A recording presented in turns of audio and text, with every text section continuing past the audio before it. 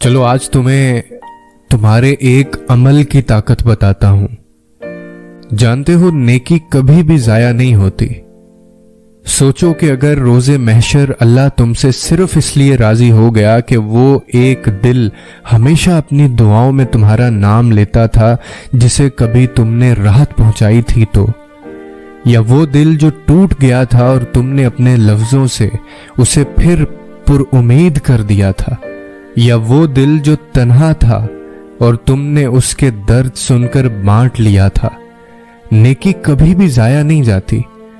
फिर उस नेकी को तुम कितना ही छोटा क्यों ना समझो, एहसास कभी भी जाया नहीं जाता। अल्लाह की मखलूक पर रहम कभी भी जाया नहीं जाता।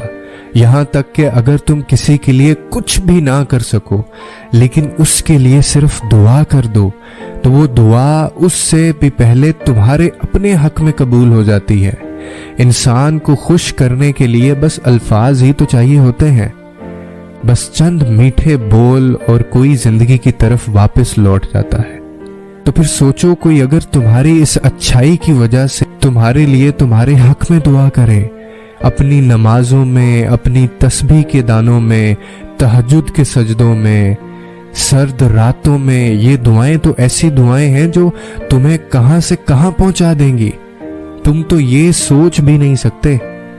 एक टूटे हुए दिल से निकली हुई दुआ अल्लाह तक रसाई रखती है, तो फिर सोचो उस दुआ से तुम्हारी कितनी अधूरी दुआएं पूरी हो सकती हैं। तो फिर सिर्फ चंद बुरे लोगों की वजह से तुम अपने अंदर की अच्छाई को खत्म मत होने देना, क्योंकि दिल उसे तो भूल जाता है जिसने जख्म दिया होता है, लेकिन दिल उसे कभी नहीं भूलता जिसने मरहम रखा होता है।